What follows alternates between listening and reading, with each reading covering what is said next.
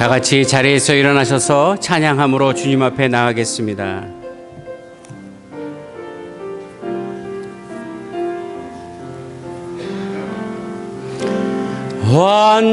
완전하신 나의 주, 그의 길로 나를 인도하소서. 행하신 모든 일 주님의 영광 다 경배합니다. 완전하신 나의 주, 그의 길로 나를 인도하소서. 행하신 모든 일 주님의 영광 다 경배합니다. 예배합니다. 찬양합니다. 주님만 날 다스리소서. 예배합니다. 찬양합니다. 주님 홀로 높이 받으소서. 아멘. 오라, 우리가 여호와의 산에 올라가서 야곱의 하나님의 전에 이르자. 그가 그의 도를 가지고 우리에게 가르치실 것이니라. 우리가 그의 길로 행하리라. 이는 율법이 시온에서부터 나올 것이요 여호와의 말씀이 예루살렘에서부터 나올 것임이라. 하나님은 영이시니 예배하는 자가 영과 진리로 예배할지니라. 아멘. 나는 전능하신 아버지 하나님, 천지의 창조주를 믿습니다. 나는 그의 유일하신 아들 우리 주 예수 그리스도를 믿습니다. 그는 성령으로 잉태되어 동정녀 마리아에게서 나시고 본디오 빌라도에게 고난을 받아 십자가에 못 박혀 죽으시고 장사된 지 사흘 만에 죽은 자 가운데서 다시 살아나셨으며 하늘에 오르시어 전능하신 아버지 하나님 우편에 앉아 계시다가 거기로부터 살아있는 자와 죽은 자를 심판하러 오십니다. 나는 성령을 믿으며 거룩한 공교회와 성도의 교제와 죄를 용서받는 것과 몸의 부활과 영생을 믿습니다. 아멘.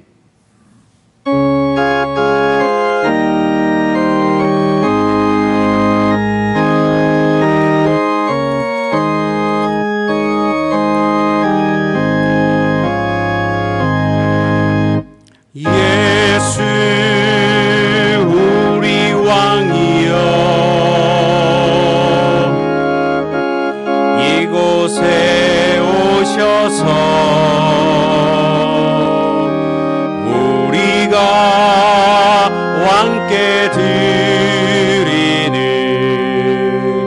영광을 받아 주소서. 우리는 주님의 백성, 우리 왕이라. 왕이신 예수님 오셔서 좌정하사 다스리소서.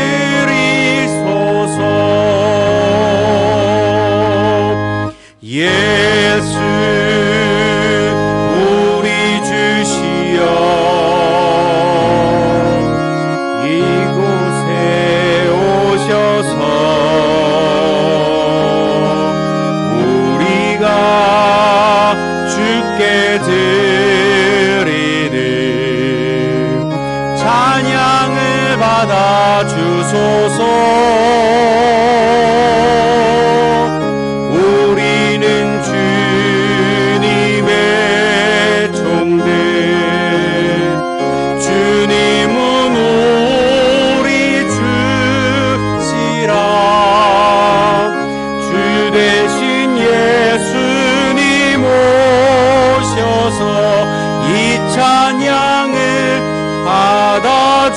받아주소서.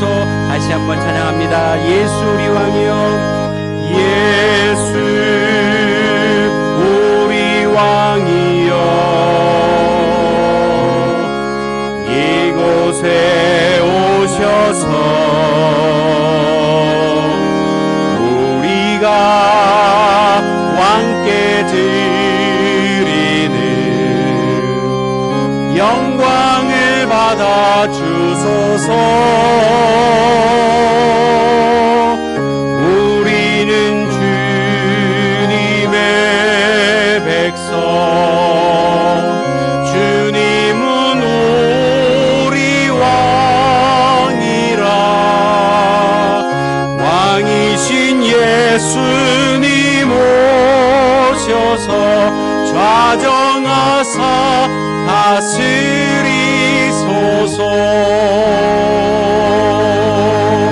예수 우리 주시여, 이곳에 오셔서 우리가 주께 드리는 찬양을 받아 주소서. 우리는 주님의 종들, 주님은 우리 주시라. 주 대신 예수님 오셔서 이 찬양을 받아주소서.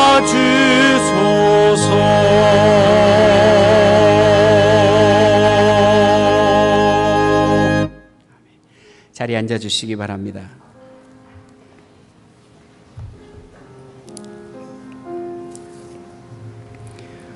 오래 참고 기다리시는 여호와 하나님 아버지, 온 생애를 공의로 다스리시면서도 허물 많은 저희들에게는 자비와 사랑을 베풀어 주시는 은혜에 감사를 드립니다. 그 크신 사랑에 의지하여 회개하오니 우리가 고백하는 모든 죄를 용서해 주옵소서. 경솔한 말을 함부로 함으로 이웃에게 칼로 내는 상처보다 더 큰 아픔을 주었음을 이 시간 고백드립니다. 사지백체를 가지고 성령의 소욕대로 사는 것이 아니라 죄와 더불어 먹고 마시며 지냈음을 또한 고백드립니다. 평안하고 즐거울 때에는 그것이 하나님의 은혜인 줄 깨닫지 못하여 교만했고, 힘들고 위급한 일을 만날 때에는 하나님 대신에 우상을 의지하고 사람에 기대어 살았음을 고백드립니다. 이처럼 지난 한 주간 저희들은 불신앙과 세상의 온갖 염려로 하나님을 기쁘게 해드리지 못했음을 고백드려오니 주여, 이 모든 죄와 허물을 용서하여 주시고 우리 마음에 신실한 믿음을 채워 주옵소서. 이제 주님과 나만이 하는 은밀한 죄, 나의 모든 더러운 모든 죄를 고백하며 참회하며 기도드리기 원합니다. 주님, 우리에게 신령한 은혜를 베풀어 주시고 진실한 마음으로 주님 앞에 고백할 수 있도록 우리의 마음을 열어 주옵소서. 이제 주님 앞에 우리의 죄를 고백하며 참회의 기도 드리겠습니다. 아버지, 주여, 우리가 지었던 모든 죄를 이 시간 고백하며 주님 앞에 나아갑니다. 성령이여, 우리 마음을 다스려 주시기를 소원합니다. 주님, 우리의 마음을 지켜주시고 존귀하신 주의 뜻에 따라 진실한 모습으로 주 앞에 나와 경배드리길 소원합니다. 성령 하나님, 인도하여 주시옵소서. 아버지 하나님의 뜻을 따르게 하시고 우리의 진실한 마음으로 오늘도 예배를 통하여 은혜를 체험케 하여 주옵소서. 너희 하나님 여호와께서 너희에게 명령하신 모든 도를 행하라. 그리하면 너희가 살 것이요 복이 너희에게 있을 것이며 너희가 차지한 땅에서 너희의 날이 길리라. 우리가 고백한 모든 고백의 기도가 용서되고 예수 그리스도의 십자가 보혈로 정결케 된 은혜를 얻어 오늘도 귀한 예배 드릴 것을 믿으며 우리 주 예수 그리스도의 이름으로 고백의 기도 드리옵나이다. 아멘.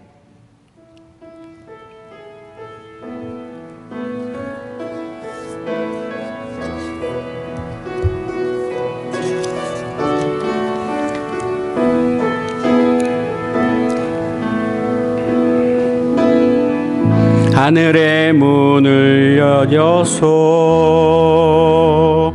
이곳을 주목하소서.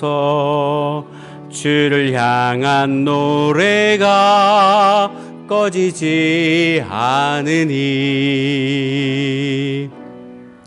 하늘을 열고 보소서. 이곳에 임재하소서. 주님을 기다립니다. 기도의 향기가 하늘에 닿으니 주여 임재하여 주소서.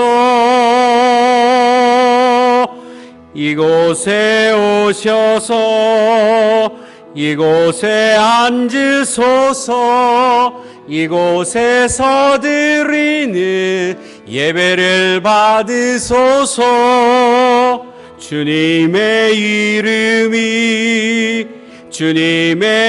이름만이 오직 주의 이름만 이곳에 있습니다. 하늘의 문을 여소서. 하늘의 문을 여소서. 이곳을 주목하소서. 주를 향한 노래가 꺼지지 않으니 하늘을 열고 보소서. 이곳에 임재하소서. 주님을 기다립니다. 기도의 향기가 하늘에 닿으니 주여 임재하여 주소서. 이곳에 오셔서 이곳에 앉으소서. 이곳에서 드리는 예배를 받으소서. 주님의 이름만이 오직 주의 이름만 이곳에 있습니. 이곳에 오셔서 이곳에 앉으소서. 이곳에서 드리는 예배를 받으소서. 주님의 이름만이 오직 주의 이름만 이곳에 있습니다. 아멘.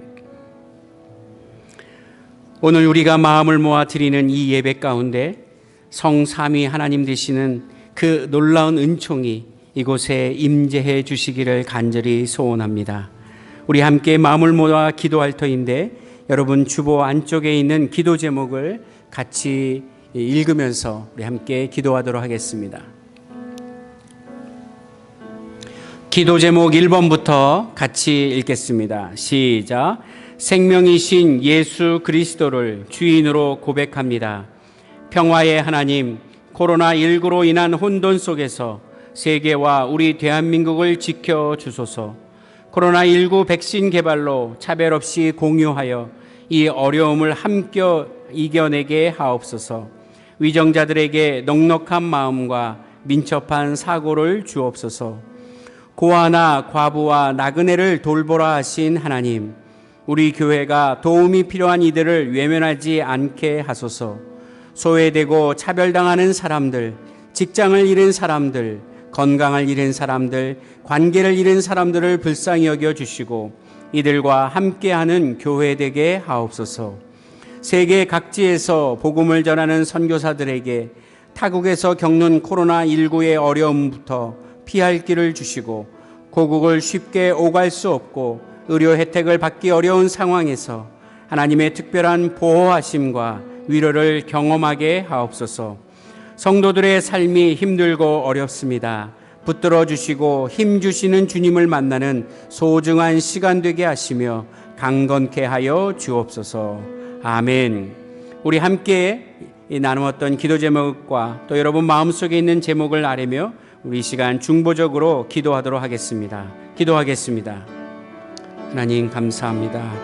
오늘도 우리를 불러주시고 하늘의 신령한 은혜를 베풀어 주시사 함께 예배하며 함께 주님 앞에 나아가도록 인도하시니 감사합니다. 성령 하나님, 오늘도 우리 예배를 받아주시고 하늘의 영으로 은총 베풀어 주옵소서. 우리가 함께 기도하는 제목, 특별히 코로나19로 인하여 어려움을 당한 전 세계, 특별히 대한민국 가운데 함께 해주시고 우리의 마음이 정말 주님께를 향하고 주의 치유하심과 주의 능력을 기대하며 바라보게 하여 주시옵소서. 존귀한 주님을 찬양합니다. 주님을 의지합니다. 성령이여 우리의 기도에 응답하여 주시며 우리와 함께 하여 주옵소서.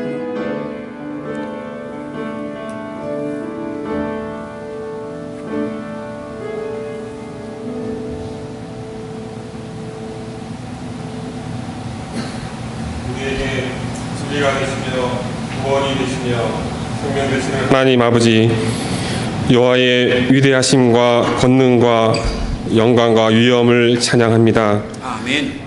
모든 것이 부족하고 연약한 저희들이지만 지난 한 주간도 하나님의 사랑과 은혜 가운데 거하게 하시고 거룩한 주일 주님 전에 나와 예배를 드리게 하심에 감사드립니다. 장마가 시작되어 궂은 날씨로 생활하기 힘든 날의 연속이지만 그럴수록 주님께 감사하게 하시고 찬양의 소리가 끊이지 않게 인도하여 주시옵소서.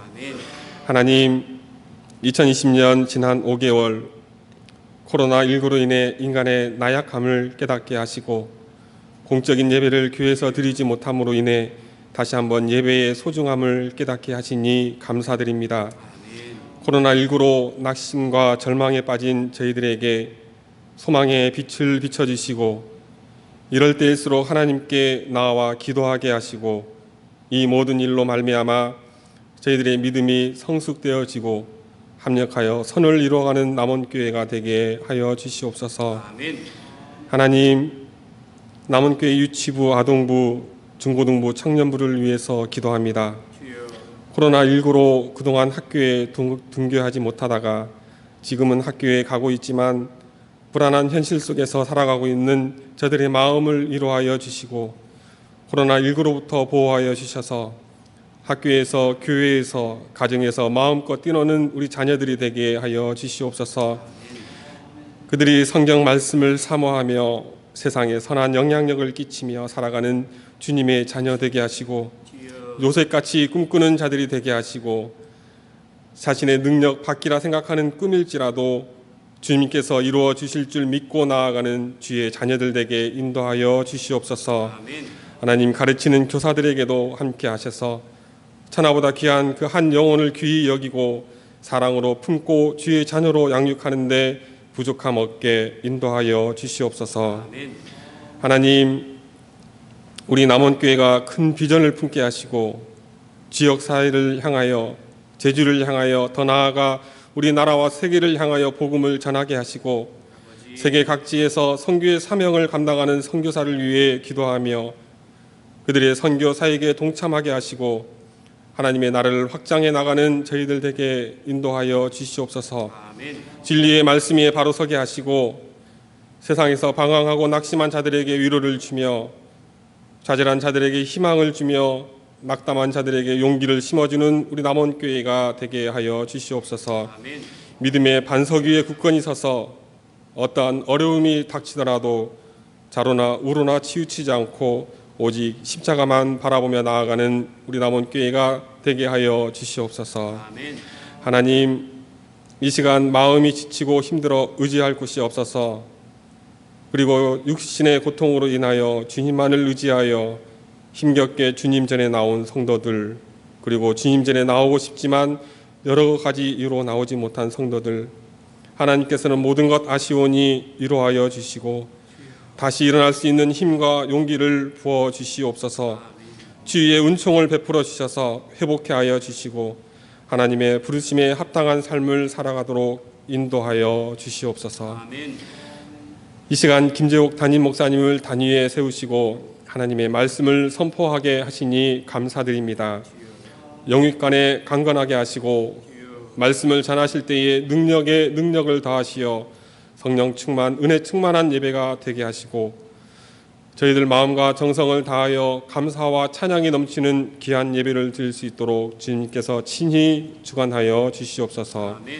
예배를 돕는 모든 손길 위에도 주님께서 축복해 주시길 바라며 이 모든 말씀 예수님 이름으로 기도드리옵나이다.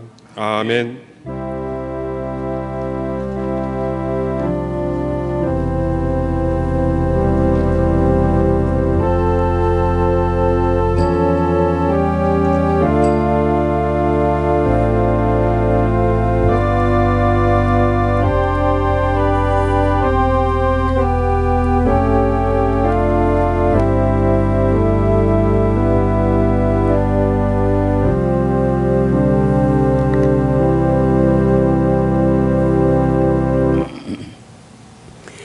오늘 우리에게 주시는 하나님의 말씀, 신약성경 요한복음 13장 36절부터 38절까지의 말씀입니다. 요한복음 13장 36절부터 38절까지 말씀을 같이 읽겠습니다.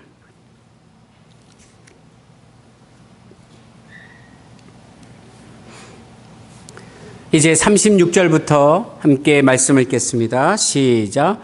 시몬 베드로가 이르되 주여 어디로 가시나이까? 예수께서 대답하시되 내가 가는 곳에 내가 지금은 따라올 수 없으나 후에는 따라오리라. 베드로가 이르되 주여 내가 지금은 어찌하여 따라갈 수 없나이까? 주를 위하여 내 목숨을 버리겠나이다. 예수께서 대답하시되 내가 나를 위하여 내 목숨을 버리겠느냐? 내가 진실로 진실로 내게 이르노니 닭 울기 전에 내가 3번 나를 부인하리라. 아멘. 오늘 함께 읽은 요한복음 13장 36절부터 38절까지의 말씀을 가지고 내가 예수님을 위해 할 수 있는 것은 무엇이 있을까라고 하는 제목으로 함께 말씀을 나누고자 합니다. 장마가 시작이 되었고 이제 무더운 여름철을 지나가게 될 터인데 걱정이 있습니다. 예전보다 더 극심한 무더위가 될 거라고 하는 예상의 이야기를 들으면서 더위에 지치거나 또는 이 코로나19로 인해서 오래된 이런 상황 속에 우리의 마음이 낙심하고 또는 우리의 절망 가운데 소망을 잃을까 걱정하지만 오늘 새벽에 신명기 31장 말씀을 통해 염려하지 마라, 그리고 두려워 말라, 놀라지 말라, 내가 너희와 함께 하겠다라는 말씀을 주심으로 다시 한번 용기를 내고 이 무더운 여름철을 잘 지내고 또 승리할 줄로 저는 믿습니다. 오늘 일부 예배 나와 예배하시는 여러분들에게도 하나님의 동일한 은혜가 있고 염려하지 아니하고 두려워하지 않고 담대하게 살아가는 하나님의 백성들 되기를 주의 이름으로 간절히 기원합니다. 지난 시간에는 예수님께서 이제 십자가를 지시기 바로 전날 제자들과 함께 마지막 만찬, 소위 말하는 최후의 만찬의 시간을 가지셨고요. 그리고 제자들의 발을 친히 닦여주셨던 세족식을 행하셨던 날이 오늘입니다. 오늘 이 본문의 배경이 그 모든 것을 마치고 이제 잠시 후에 겟세마네 동산에 가서 기도하시고 이제 로마 군병들로부터 붙잡히기 직전의 이 상황입니다. 이 상황을 가지고 있는 이 배경 속에 오늘 이 대화, 예수님과 베드로의 대화 중에 우리에게 주시는 은혜가 무엇인지를 함께 찾아나가도록 하겠습니다. 오늘 예배하는 저와 여러분들, 그리고 전 세계에서 이 시간 하나님 앞에 나와 예배하고 있는 모든 신앙인이라면 누구나 꿈꾸고 있는 것이 있다고 말할 수 있습니다. 그게 뭘까 하면 예수님의 제자가 되는 것입니다. 예수님의 제자가 되는 삶, 다른 것이 아닌 예수님의 제자가 되어 그 삶을 하나님 앞에 드리는 것이 어쩌면 신앙인의 가장 귀한 꿈이라고도 말할 수 있습니다. 예수님의 제자가 무엇이냐라고 말한다면 몇 시간, 아니 한 학기 정도 3학점짜리 강의에 분량하는 내용이지만 오늘 잠깐 요약해서 짧게 말씀드린다면 예수님의 제자가 된다는 것은 예수님께서 가르쳐 주신 가르침을 잘 듣고 그것을 믿고 그리고 그 예수님의 성품을 닮아 그 삶 속에 그 삶의 전반적인 그 행동으로 실천하는 길을 걷는 것이 예수님의 제자라고 요약할 수가 있습니다. 물론 이것보다 훨씬 더 폭넓은 내용들이 많이 있지만 그래도 예수님의 성품을 닮아가고 그분의 가르침을 따라 삶을 실천해 살아가는 것만큼 중요한 것은 없을 것입니다. 특별히 우리가 지금 나누고 있는 요한복음이라고 하는 책에서 예수님께서 친히 말씀하신 제자의 길이라고 하는 것을 여러 군데 말씀하셨는데 제가 한번 찾아보니까 요한복음 8장 32절에 보니까 예수님의 말씀에 거하는 것이 예수님의 제자의 길이다라고 말씀하십니다. 예수님의 말씀에 거하며 사는 것이 무엇입니까? 그 삶의 모든 기준을 말씀으로 잡고 있다는 것입니다. 그러면서 8장 32절에 그 유명한 구절, 진리를 알지니 진리가 너희를 자유케 하리라. 진리가 무엇입니까? 과학적, 의학적, 철학적, 문학적인 그런 진리가 아닌 인생은 어디서부터 어디로 가는 것인가? 인생의 끝은 어디인가? 끝은 곧 하나님의 나라, 우리가 왔던 그곳, 하나님 나라에서 영원을 누리는 그 진리의 말씀을 깨닫는 것이 참 자유인 것을 우리에게 가르쳐주고 계십니다. 특별히 오늘 요한복음 13장 36절부터 읽었는데 35절에 또 하나의 제자의 길을 가르쳐 주셨습니다. 35절에 뭐라고 되어 있냐면 너희가 서로 사랑하면 이로써 모든 사람이 너희가 내 제자인 줄 알리라. 다른 사람들이 바라보는 시각에 우리가 제자로 인정받는 것은 서로 사랑하고 있느냐 이것입니다. 우리가 서로 사랑하지 못한다면 이것은 예수님의 제자가 될 수 없다라고 하는 말씀과도 같습니다. 그래서 교회 공동체는 결론적인 말씀이기도 하지만은 교회 공동체에 속한 모든 우리 성도들은 서로 사랑하는 모습이 되어야 합니다. 다투고 시기하고 질투하고 미워하는 마음이 아니라 서로를 돕고 서로에게 도움을 주고 또 서로를 격려하고 축복을 전하는 모습, 이것이 바로 교회 공동체가 가져야 할 모습이다라고 성경은 말씀하고 계십니다. 한 가지 더 말씀드리면 요한복음 15장 8절에 예수님께서 제자의 길이란 뭐냐? 열매를 맺으라는 것입니다. 여러분, 열매가 무엇입니까? 성경에서 말하는 열매는 갈라디아서 5장 22절에 나오는 성령의 9가지 열매입니다. 사랑, 희락, 화평, 인내와 자비와 양선, 충성과 온유와 절제라고 하는 9가지 인생에서 맺어지는 삶의 모습입니다. 지난번에 이 말씀을 한번 드리면서 이 9가지는 복수가 아니라 단수형으로 되어 있습니다. 9가지 중에 한 5가지는 맺고 4가지는 못하고 이게 아니라 9가지가 하나가 되어 함께 가는 것이 진정한 예수 그리스도의 제자의 길이다라고 성경은 말씀해 주십니다. 그런데 요한복음 15장 8절에 아주 중요한 말씀이 뒤에 더 붙어 있습니다. 뭐라고 되어 있냐면 열매를 많이 맺으면 내가 땅에서 축복을 받으리라, 이 말씀이 아니라 하나님께서 기뻐하시는 제자가 된다라고 말씀하십니다. 여러분, 제자가 되긴 됐는데 하나님께서 기뻐하시는 제자가 되어야지 내가 만족하는 제자가 되는 것은 그건 제자가 아닙니다. 하나님께서 기뻐하시는 제자가 되는 삶은 삶의 성령의 열매를 맺는 삶이 되라고 예수님은 가르쳐 주셨습니다. 자, 이렇게 예수님의 제자가 되는 길을 이야기를 하다 보니까 예수님의 제자가 되는 것은 멋지고 행복한 길은 분명히 맞는데 그것을 이루기 위해서는 얻어야 할 것도 많고 또 반대로 버려야 할 것도 훨씬 더 많고 포기해야 할 것, 또 새롭게 깨닫고 얻어야 할 게 너무 많다라는 것입니다. 이게 과연 가능할까 할 정도입니다. 그래서 예수님의 제자가 되는 것은 참 멋있어 보이는데 우리에게는 너무나 멀고 험한 길처럼 느껴지는 것이 현실이라고 하는 사실입니다. 자, 이런 제자의 길이 어렵고 현실의 어려운 상황은 인정하지만 그렇다면 오늘 예수님과 베드로의 대화 속에 그 제자의 길이 무엇인지를 한번 말씀을 통해 찾아보겠습니다. 36절입니다. 예수님께서 갑자기 제자들에게 만찬을 베푸시고 세족을 하시며 이제 십자가의 죽음에 관한 이야기를 하시는 이런 상황 속에 베드로는 궁금했습니다. 뭔가 이상함을 느꼈습니다. 아니 3년 동안 같이 함께 했던 분인데 오늘따라 너무 극단적인 행동과 말씀을 하지 않는가? 이 베드로는 무척 혼란을 느꼈습니다. 그래서 예수님께 질문했죠. 주여, 어디로 가십니까?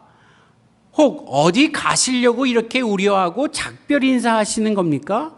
아니 어디 먼 데라도 오랫동안 우리와 떨어지려고 하십니까? 라는 의미로 주여 어디로 가십니까? 라고 하는 질문을 합니다. 그때 예수님께서 베드로에게 한 말씀으로 대답하시죠. 지금은 내가 가긴 가는데 어딜 가는데 내가 가는 곳에 너는 따라올 수가 없다. 하지만 나중에 훗날 네가 그 길을 따라오게 될 것이다 라고 하는 의미의 말씀을 해 주십니다. 여기서 말하는 그 곳, 주여 어디로 가십니까? 내가 지금 가는 곳에 너는 따라올 수 없지만 후에는 따라올 수 있다라고 하는 그 곳, 그 장소가 어디냐는 것입니다. 근데 오늘 성경을 읽다 보니까 이 따라갈 수 있는 곳 없는 것은 장소의 개념이 아니라 삶의 모습을 말씀하고 있다는 것입니다. 다시 말하면 제자의 길이라고 하는 것을 가르쳐 주십니다. 예수님께서 말씀하시는 지금은 올 수 없는 그 곳, 그것은 바로 십자가의 길을 말씀하시는 것입니다. 이렇게 쉽게 얘기하면 베드로야, 너에게 아무리 설명해도 너는 그 십자가의 길을 이해할 수 없겠지만 언젠가 너는 그 십자가의 길을 걷게 될 것이다라고 하는 예언적인 말씀입니다. 그 언젠가라는 것은 사도행전에 보면 마가의 다락방에 모인 120명의 사람들에게 급하고 강한 바람이 불듯이 역사했던 성령 충만의 사건 이후에 베드로가 주의 종으로, 주의 사도로 부르심을 받고 온 몸을 다 바쳐 생명을 바쳐 그 길을 걸었던 그곳, 그 바로 십자가의 길이었다라고 말할 수 있습니다. 그러니까 오늘 대화의 시작은 예수님께서 이제 내가 그 십자가의 길을 갈 것이다 라고 말씀하시는 것입니다. 예수님께서 십자가에서 죽으시고 부활하시고 승천하시고 그리고 성령님이 그 부활의 현장을 목격한 자들에게 임재하셔서 그곳에서 다시 한번 그리스도의 제자로 사도로 부르심을 받고 삶을 살아가도록 하는 일련의 모습들, 정확하게 얘기하면 그 십자가의 길은 바로 우리를 구원 얻게 만드시는 예수님의 은혜라고 하는 사실을 성경은 가르쳐 주십니다. 자, 이 이야기를 하고 있는데 37절에 베드로가 예수님께 다시 한번 묻습니다. 주여, 내가 지금은 왜 따라갈 수 없다고 말씀하십니까?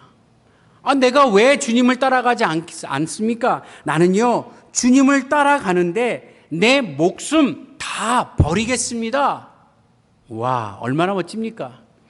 주님, 내가 주님을 따라가는데 내 목숨 그거 아까워하고 내 이익 챙기고 내 뜻대로가 아니라 다 버리고 주님 말씀하신 대로 따라가겠습니다 라고 대답하는 것입니다. 여러분 36절에 관한 이야기를 들으신 다음에 37절 얘기를 들으시니까 베드로가 좀 엉뚱한 대답한다는 걸 느끼시겠죠. 자, 이렇습니다. 예수님의 길은 우리가 생각하는 일반적인 그런 길이 아니라 성령께서 임재하셔야만 내 의지와는 관계없이 갈 수 있는 길. 좀 더 쉽게 얘기한다면 예수님은 영적인 세계의 이야기를 하고 있다면 베드로는 여전히 인간적인 생각에 육적인 생각으로 대답하고 있다고 하는 것입니다. 여러분, 이게요 굉장히 중요해요. 왜냐하면 저와 여러분들 우리들의 신앙 삶에도 이런 대답, 이런 행동, 이런 말들을 하기 때문입니다. 성경은 우리에게 충분하게 영적으로 하나님의 세계 이야기를 하는데 우리는 그 말씀을 읽고도 해석하고 받아들일 때 내 생각과 내 환경과 내 욕심으로 해석하고 받아들이는 모습이 있다라는 것입니다. 주님은 십자가의 길을 얘기하는데 베드로는 그까지 그 길 어디는 제가 못 가겠습니까? 따라가겠습니다 라고 대답하는 것처럼 우리의 결단, 우리의 결심들은 사실이지만 엉뚱한 세계의 이야기를 하고 있다는 것입니다. 저는 오늘 37절에 베드로가 한 얘기 중에 주님, 주를 위하여 내 목숨을 버리겠습니다라는 것은 이거는 진심이에요. 이건 베드로의 진심이라고 저는 믿어요. 거짓이 아닙니다. 사실입니다. 그러나 그 결심과 이 진심은 육신의 생각뿐이지 예수님이 원하시는 그런 영적인 이야기의 대답은 아니라는 것입니다. 자, 이런 얘기를 한번 로마서에서 찾아보도록 하겠습니다. 로마서 8장 5절부터 9절까지 말씀을 우리 함께 읽어보겠습니다. 화면으로 좀 보여드리겠습니다. 로마서 8장 5절부터 9절인데 좀 빠르게 읽겠습니다. 시작. 육신을 따르는 자는 육신의 일을, 영을 따르는 자는 영의 일을 생각하나니 육신의 생각은 사망이요 영의 생각은 생명과 평안이니라. 육신의 생각은 하나님과 원수가 되나니 이는 하나님의 법에 굴복하지 아니할 뿐 아니라 할 수도 없음이라. 육신에 있는 자들은 하나님을 기쁘시게 할 수 없느니라. 만일 너희 속에 하나님의 영이 거하시면 너희가 육신에 있지 아니하고 영에 있나니 누구든지 그리스도의 영이 없으면 그리스도의 사람이 아니라. 아멘. 이해되십니까? 육신의 생각에 사로잡혀 있으면 우리의 생각과 우리의 결단과 우리의 결심이 아무리 특출나고 정말 오늘 베드로처럼 생명까지 건다고 얘기한들 하나님의 뜻에는 따르지 못한다는 것입니다. 우리는 서로 기분 좋으면 서로 용서하기도 하고 사랑할 만한 사람 사랑하기도 하고 남에게 해를 끼치지 않고 열심히 도우면서 살아가고 그것이 마치 신앙인 것처럼 생각하지만 하나님께서 말하는 사랑, 하나님께서 말하는 용서, 하나님께서 말씀하시는 누군가 이웃을 위해 베푸는 도움은 그런 차원이 아니라는 것입니다. 아주 비근한 예로 예수님께서 말씀하시는 사랑은 서로 사랑하라는 것은 부부지간에 부모와 자식 간에 또는 같은 친척 간에 또는 아주 가까운 이웃들 간에 사랑하는 그 사랑이 아닙니다. 예수님이 말씀하시는 그 영적인 사랑의 핵심은 무엇입니까? 내 원수까지도 사랑하라는 것입니다. 방금 전까지도 너에게 시비 걸고 너를 비난하고 너를 욕하고 너를 미워했던 사람까지도 사랑하라는 것이 예수님의 사랑의 실천입니다. 어쩌면 우리가 예수를 믿고 이 자리에 앉아 예배하는 과정 속에 우리의 육적인 생각, 우리의 육체적인 생각들을 점점 빼버리고 하나님의 사랑의 개념, 하나님께서 말씀하신 영적인 세계의 진리들을 차곡차곡 채워나가면서 우리의 생각으로는 도저히 상상할 수도 없는 그것들을 행할 수 있도록 우리를 성령으로 인도해 주신다고 하는 것입니다. 그래서 오늘 저는 이 요한복음 13장 36절과 37절에 예수님과 베드로의 대화 속에 여기에 내 모습이 있었구나. 나도 내 육신의 생각, 내 뜻, 내가 알고 있는 것이 다인 줄 알았는데 그게 다가 아니라 예수님께서 가야 할 그 길, 우리가 그 길을 바로 깨달아야 한다는 것을 알게 되었다 이것입니다. 만약 우리가 예배를 드리고 신앙생활을 하면서 여전히 육체적인 육의 생각만 가지고 산다면 신앙생활에도 많은 회의와 실망 그리고 때로는 분노까지 일으킬 때가 많다라는 것입니다. 여러분들도 경험하셨지만 저도 여러 번 경험한 그런 시행착오의 모습입니다. 예배를 드리러 왔는데 오늘같이 비가 부실부실 오고 날씨가 굳고 또 습기도 많차고 습도가 올라가면 왠지 기분이 별로 안 좋아요. 그래서 기분에 들어오려고 하는데 주보를 나눠주고 안내하는 안내위원들의 모습 속에 이 영 기분이 안 좋은 거예요. 인사를 해도 하는 둥 마는 둥 시큰둥하고 얼굴도 보지 않고 예를 들면은 안녕하세요 하고 주보 주는 모습에 눈도 안 쳐다보고 뭘 이걸 주게 주나 그런 생각부터 자그마한 생각부터 온갖 기분이 이렇게 망가지는 모습으로 예배를 드릴 때가 있어요. 찬양을 부르고 또 기도를 드리고 말씀을 듣는데 속에서 왠지 마음의 진정한 평안과 성령께서 주시는 은혜가 사그러지면 하나하나가 다 짜증나는 거예요. 에어컨은 왜 이렇게 세게 틀어서 추워? 추워. 또 어쩔 때는 에어컨 안 틀면 왜 이렇게 더워? 이런 환경과 여건 속에 지배를 받다 보니까 우리가 온전히 예배를 드린다고 이 자리에 앉아 있지만 예배자의 모습이 아니라 불평과 불만 투성이가 돼버린 나의 모습을 보게 되는 것입니다. 그게 바로 주여 어디로 가십니까? 내가 지금 가는 길에 너는 오지 못하지만 나중에는 오게 될 거야. 아니 주님 제가 왜 가지 못합니까? 내가 목숨이라도 버리겠습니다 라고 하는 이런 왠지 동문서답과 같은 이야기들이 내 삶에도 여전히 남아있다는 것입니다. 우리의 신앙이 성장하고 영적인 생각들이 조금씩 채워져 나가면서 그래서 이해하게 되고 깨닫게 되고 우리의 육신의 생각의 한계를 뛰어넘어 하나님을 기쁘시게 하는 삶이 되어 가도록 조금씩 성장하고 있어야 한다는 것입니다.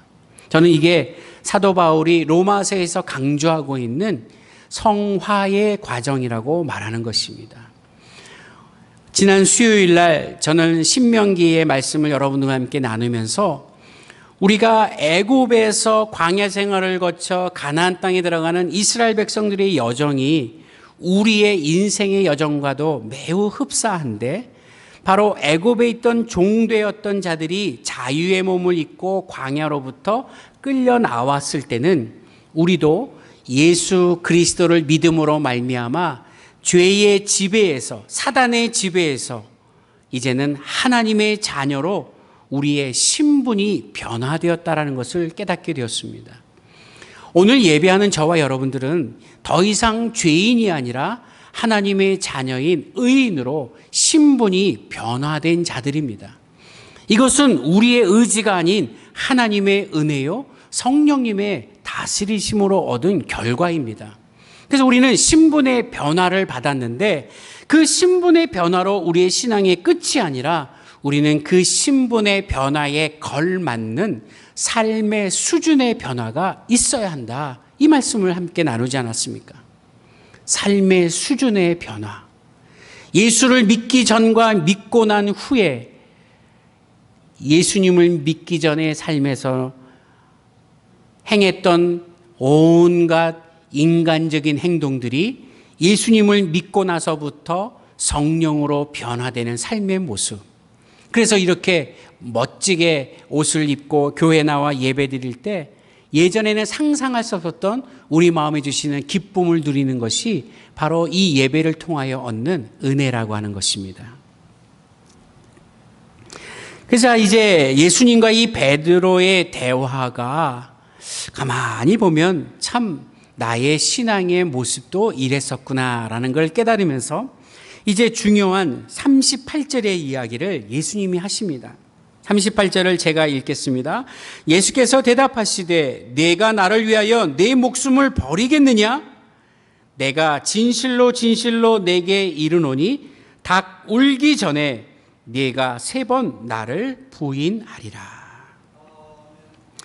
베드로가 아무리 생명을 걸고 예수님을 따르겠다고 결정해도 그것은 베드로의 인간적인 생각에서 나온 것이었지, 그것은 성령께서 주시는 베드로의 생각이 아니라고 할 때 결국 그것은 아무짝에도 쓸모없는 모습이 되고 있다는 것입니다.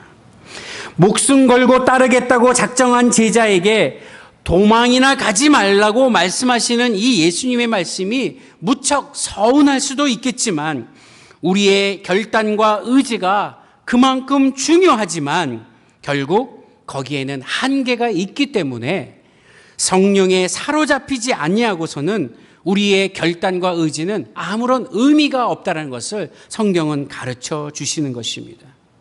그래서 그리스도인이란, 하나님을 믿는 사람이란 성령의 은총을 받는 삶, 성령 충만한 삶이 되지 않으면 절대로 할 수 없다라는 것입니다.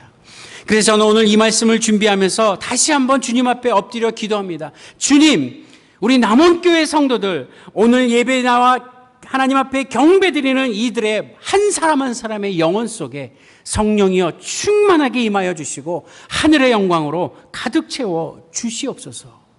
그 기도를 드릴 수밖에 없다라는 것입니다. 38절 말씀에 근거하여 베드로는 그날 이후로, 그리고 이제 이 닭이 울기 전, 새벽 닭이 울기 전 예수님을 3번 부인한다라는 이런 이야기를 듣고 얼마나 마음이 찜찜했을까요? 우리 예수님 참 너무하신다. 내 마음을 이렇게 몰라주나? 내가 예수님을 얼마나 사랑하고 예수님의 말씀이라면 진짜 죽기까지 했는데 나를 이렇게 몰라줘 하면 섭섭한 마음도 들겠으나 실제로 예수님이 재판을 받고 또 새벽에 그 모습 속에 베드로는 예수님의 예언대로 3번이나 부인하지 않았습니까? 우리는 성경을 읽으면서 아유 베드로 참 못난 사람, 아니 그렇게 예수님을 모른다고 부인까지 하고 저주까지 해 라고 혀를 차면서 아유 못난 사람 이러겠지만 우리 삶에 베드로와 같은 이러한 오류를 얼마나 많이 겪고 있습니까? 누가 그러시던데 베드로는 그 새벽 닭 울면서 자기가 3번 부인한 걸 깨닫는 순간부터 절대로 닭고기는 먹지 않았다고 하던데 여러분은 어떠십니까? 우리는 예수님을 얼마나 부인하기도 하고 예수님을 저주하며 사는 삶은 혹 있지 않으셨습니까?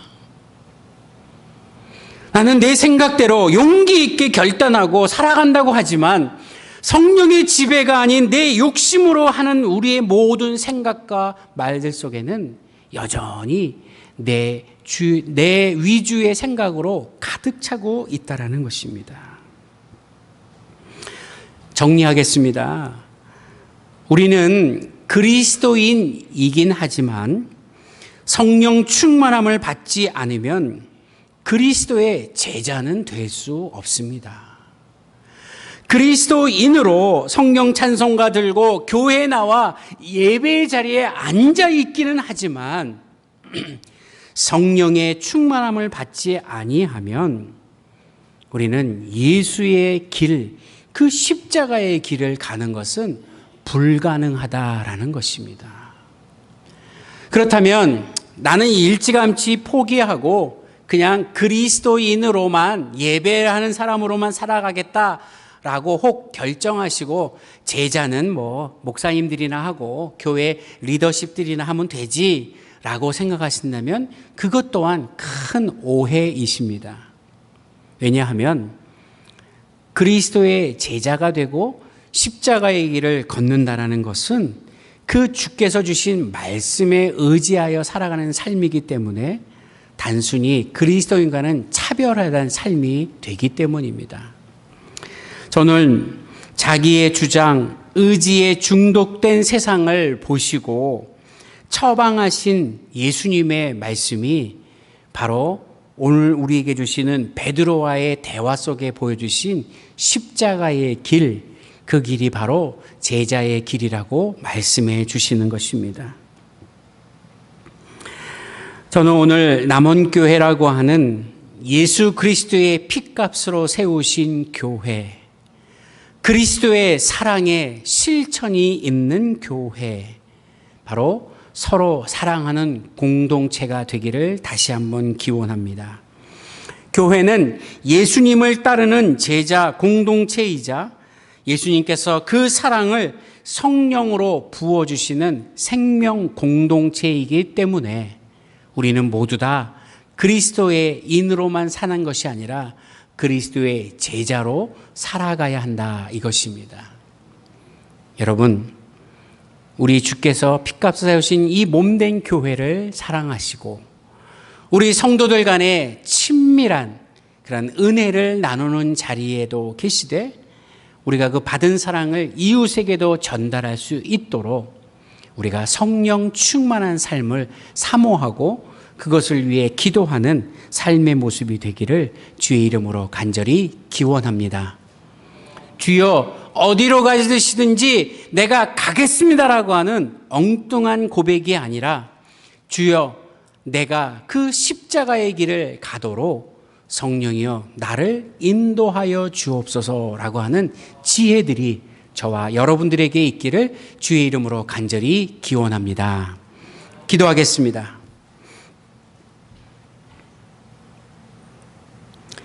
하나님 아버지, 장마가 시작이 되어 하루 종일 비가 오는 우중충한 이 날에 우리에게 밝고 기쁜 마음으로 주님 앞에 나와 예배할 수 있도록 거룩한 주일이 있게 하시고 또 우리에게 이 시간 예배할 수 있는 믿음을 주시니 감사합니다. 우리는 단순한 예배자로 그리고 교회에 나오는 신앙인으로 살아가는 것이 아닌 그리스도의 제자가 되어 살기를 소망합니다.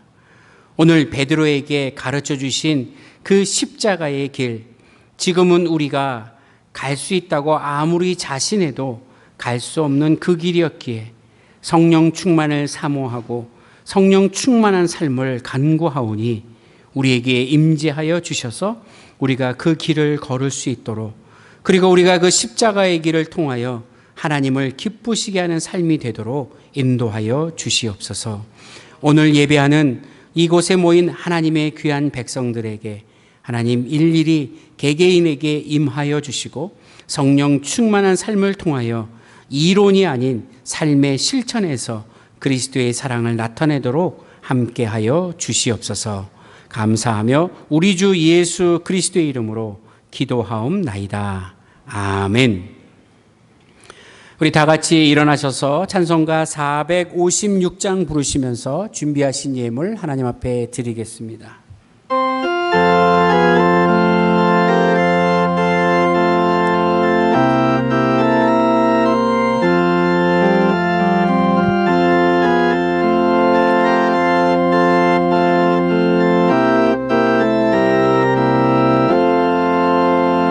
거친 세상에서 실패하거든 그 손 못자국 만져라. 고된 일 하다가 힘을 얻으리 그 손 못자국 만져라. 그 손 못자국 만져라. 그 손 못자국 만져라. 주가 널 지키며 인도하시리. 그 손 못자국 만져라. 내가 어둠 속을 걸어갈 때에 그 손 못자국 만져라. 주가 참 평안을 내게 주시리. 그 손 못자국 만져라. 그 손 못자국 만져라. 그 손 못자국 만져라. 주가 널 지키며 인도하시리. 그 손 못자국 만져라. 내가 부활의 주 따라가려면 그 손 못자국 만져라. 내가 주 안에서 길이 살리라. 그 손 못자국 만져라.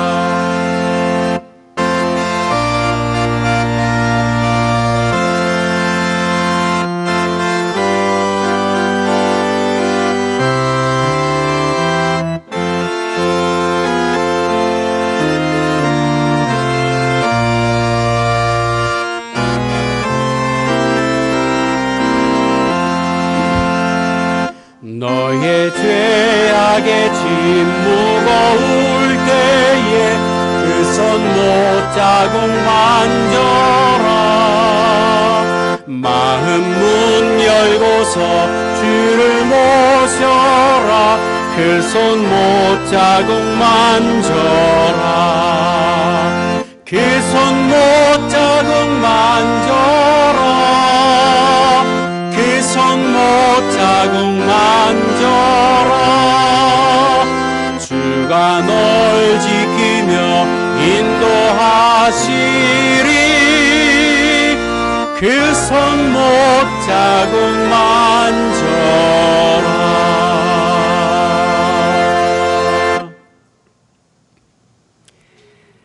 단순한 신앙인으로 살아가는 것이 아닌 예수 그리스도의 제자가 되고 성령 충만한 그 삶을 통하여 십자가의 길을 걷고자 원하는 사랑하는 하나님의 자녀들이 이곳에 모여 예배를 드리고 또 예배하는 중에 이렇게 귀한 마음과 뜻과 정성을 다하는 예물을 주님 앞에 드릴 수 있게 하시니 감사와 찬송과 영광을 올려드립니다.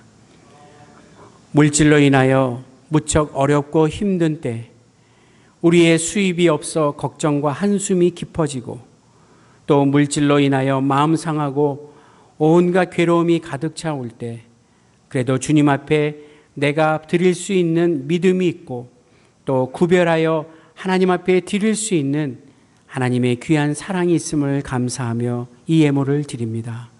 주님 바치는 손길에 하나님의 은총을 베풀어 주시고 물질의 은사들을 부어 주셔서 이 세상에서 필요한 물질들을 하나님으로부터 얻게 하여 주시고 하나님의 은혜와 사랑으로 인하여 살아가는 그 기쁨을 누릴 수 있도록 축복하여 주시옵소서. 이들 가정 속에 물질로 인하여 어려움 당하지 않도록 도와주시고 하나님의 세밀한 보살핌으로 인하여 물질에 승리하며 살아갈 수 있도록 하나님 복내려 주시옵소서.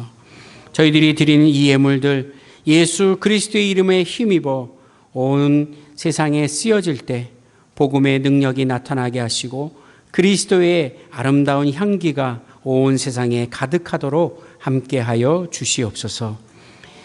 이제는 우리 주 예수 그리스도의 은혜와 하나님 아버지의 크고 놀라우신 사랑과 성령님의 교통, 감동, 감화하심이 예수 그리스도의 제자의 길을 걷고 싶고 그 길을 걷기 위해 오늘도 성령 충만한 삶을 간구하는 하나님의 자녀들 머리머리 위에 이들의 가정과 삶의 현장 가운데 그리고 지금도 교육관에서 예배드리고 있는 우리 교회 이 세대 다음 세대를 이끌어갈 우리의 자녀들 머리머리 위에 또한 오늘도 복음을 증거하기 위해 세계 곳곳에서 하나님 앞에 헌신하며 수고하는 수많은 선교사님들과 그 사역들 가운데 또한 코로나19로 인하여 고통받고 있는 이 대한민국과 온 세계 가운데 이제로부터 영원토록 함께 하시기를 간절히 축원하옵나이다.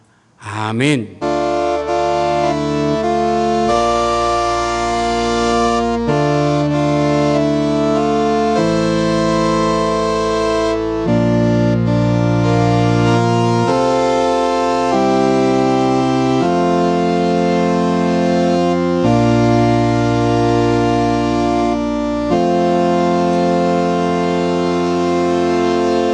자리에 잠시 앉아주시면 감사하겠습니다.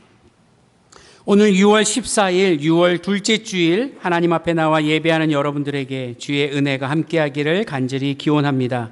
매일 25분씩 성경 읽기 잘 실천하고 계시라 믿습니다. 우리가 천독 행진하면서 오늘도 이제 광고 드리겠지만 이 오늘까지 천독하신 분이 천도 행진에 참여하신 분이 79분이 되세요. 그래서 우리 부목사님들하고 회의하면서 우리가 이걸 어떻게 하면은 좀 효과적으로 광고도 하고 같이 운동을 전개해낼까 하다가 여러분 1000피스짜리 퍼즐 아시죠? 퍼즐 이렇게 하나씩 하는 그 1000피스를 퍼즐을 우리 교회의 사진을 근거로 해서 1000피스를 크게 하나 이제 주문했어요. 그래서 1000피스짜리가 오면은 1번부터 오늘 79번까지 김산옥 권사님까지 해서 거기다가 교회 사진이지만 그 밑에 조그만 이름을 붙여서 이렇게 79개의 피스를 맞춰 나갈 거예요. 1000개가 다 맞춰지면 1000피스짜리 우리 교회 그림이 쫙 나오면서 성경을 읽으신 분들의 이름이 거기 착착 써 있을 거예요. 아마 보시면 깜짝 놀라실 거예요. 그래서 우리 교회가 말씀의 중심이 되고 말씀으로 우리 2020년 표어가 말씀으로 새로워지는 교회거든요. 총의 표어이기도 한데 말씀을 통해서 은혜를 많이 누리는 여러분 되시기를 간절히 소원합니다. 오늘 아주 기쁜 소식이 있어요. 우리 현대호 장로님, 우리 정화춘 권사님의 증외손녀, 우리 현철 장로님과 오순신 권사님의 외손녀가 되는 저기 주보에는 예림인데 박혜림이라고 합니다. 혜림이가 태어났습니다. 정말 축하드리고 얼마나 귀엽게 생겼는지 아주 갓난아기가 태어나면서부터 웃고 나오더라고요. 웃고 나온 그 사진을 보고 참 감사했습니다. 이 행복한 가정에 주시는 귀한 선물 혜림이가 건강하게 잘 자라기를 위해서 기도해 주시고 우리 한번 축하의 박수 한번 합시다. 축하드립니다. 예. 전교인 성경 천도 행진에 참여하신 홍현석, 유정희, 현두호, 양남금, 김산호 권사님까지 수고 많이 하셨습니다. 감사합니다. 말씀으로 큰 은혜가 되시면 참 좋겠습니다. 여러분 요즘 코로나19로 인해서 전국적으로 헌혈하는 분들이 많이 줄어서 혈액이 많이 필요하다고 합니다. 그래서 저희 교회가 대한적십자 제주지사하고 연락을 취해서 7월 12일 오전서부터 오후까지 헌혈을 하기로 결정을 했습니다. 헌혈차가 주일 아침에 교회 마당에 세워지면 여러분 일부 예배 마치고서부터 헌혈이 시작될 터인데요. 헌혈은 만 18세인가? 16세, 만 16세부터 60세 어르신들까지 헌혈할 수 있는데요. 만약 젊을 때 헌혈한 경험이 있으신 분은 65세까지도 헌혈이 가능하시다고 합니다. 마음 같아서는 모두가 다 하고 싶으시겠지만 규정에 따라서 60세까지 헌혈을 해 주시면 좋겠는데 우리 예상 인원은 그 헌혈하시는 분이 50명만 넘으면 된다고 하는데 제 생각에는 50명이 훨씬 넘었으면 좋겠다라고 기도하고 있습니다. 헌혈하시면 여러 가지로 이점들이 많죠. 여러분의 혈액 검사도 되어지고 또 여러분의 건강도 한번 확인할 수 있고 특별히 이번에 헌혈하면 여러 가지 선물도 준다고 합니다. 여러분 헌혈도 하고 누군가를 위해 돕는 사랑의 실천이 되었으면 좋겠습니다. 60세 이하 되시는 분들 7월 12일까지 열심히 운동도 하고 식사도 맛있게 하셔서 헌혈에 적극적으로 동참할 수 있도록 준비해 주시면 대단히 감사하겠습니다. 여러분 자리에서 일어나겠습니다.